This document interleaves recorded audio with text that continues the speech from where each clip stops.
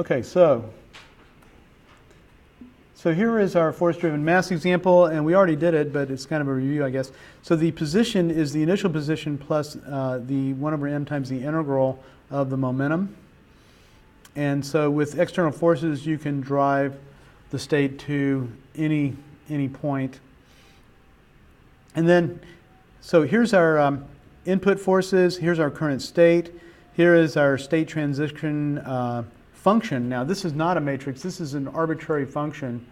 It says any function of the current input and current state is allowed here. But in linear time invariant systems, this will be a matrix. This will always be a constant linear matrix. Well, to be a matrix, you have to be linear. But it'll also be a time invariant matrix if we're looking at linear time invariant systems. And so, but there's no reason to specialize that to that level now. I mean, right now we can talk about nonlinear systems and time varying systems. Why not keep that generality going as far as we can, because it's actually useful. I mean, this is still a really good model for nonlinear systems, and we just have to stay in the time domain, but we can do that. So this is now the state vector. These are the inputs. And now for outputs, we will take the state vector and go through some new function, the output function, and we may also have an output that's just it's got some feed through from the input. So it's possible for the input to actually go around the system and get to the output. So that's why that line is there. And this is the general model that's typically used. So the general state space model is normally this. Now we're only going to be looking at linear state space models. So all of these will be vectors and matrices, but this is the general setting. Where you have inputs, you have current state, your output is some linear combination, or in this case, more general combination of the current state and the current inputs. That's your output. So in the linear case, it looks like this.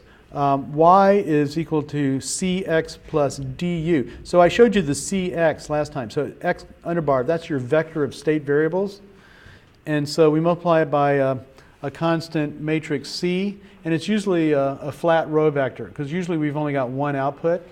So there's this flat, skinny row vector C that multiplies our vertical state vector x underbar, and that gives us a scalar y.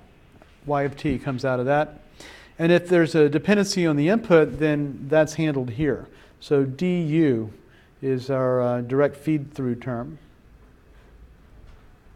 All right, so now, if you wanted like arbitrarily a ton of outputs, like if you were sampling a room with microphones, then you could just stack them up. Yeah. So the same.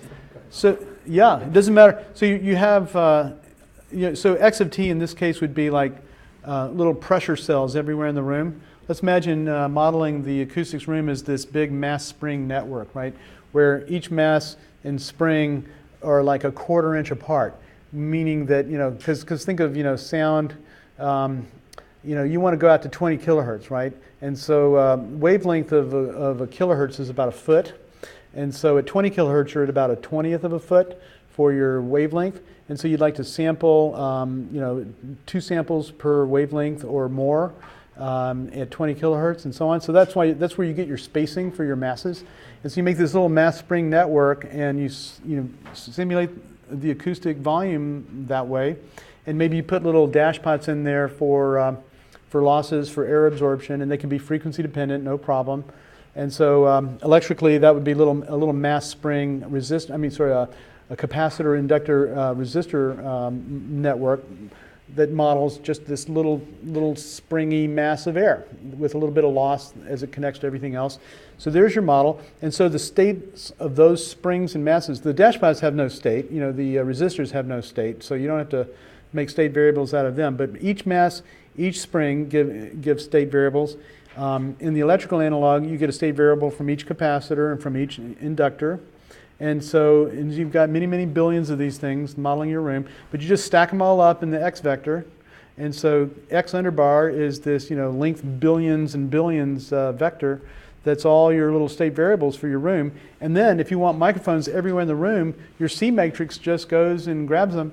And however many you can have a billion microphones if you want. And then your C matrix will be, a billion times a billion, or, a billion times many billions.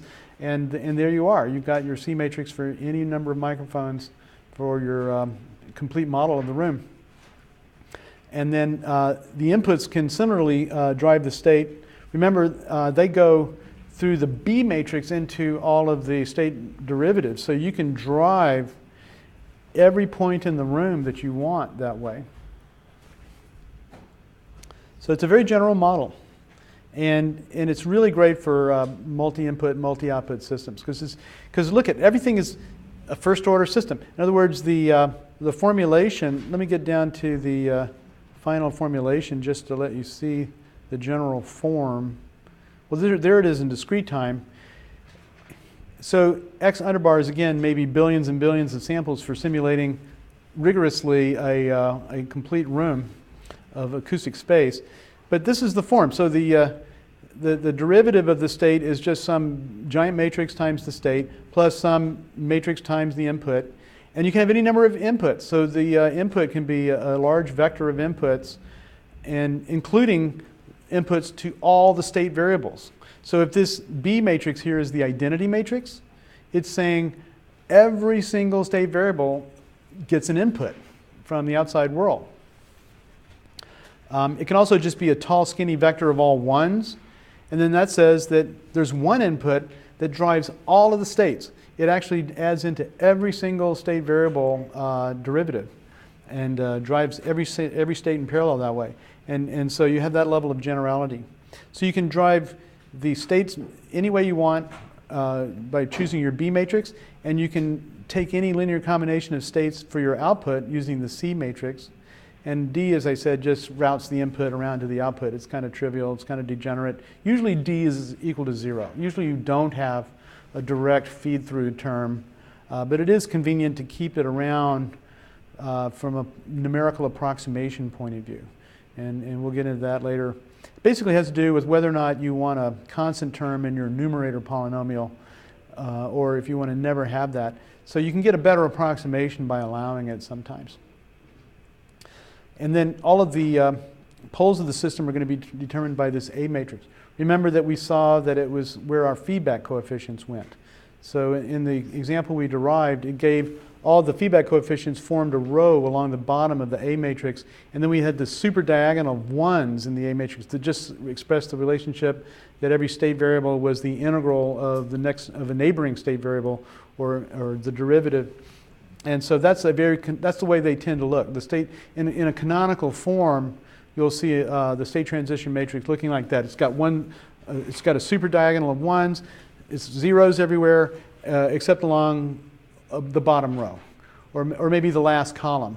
So if you go from observer canonical form to controller canonical form, you'll flip from having one row of coefficients to one column of coefficients. And so those are the basic cases you see all the time. And that's the same thing as if you had a like direct form 2 representation switching to the transposed direct form 2. 420 makes so much more sense now. Well, my favorite quote is, in linear time invariance, in linear systems theory, everything is equivalent to everything else once you finally understand it. And that's pretty true. And, one of the corollaries to that is you don't really want to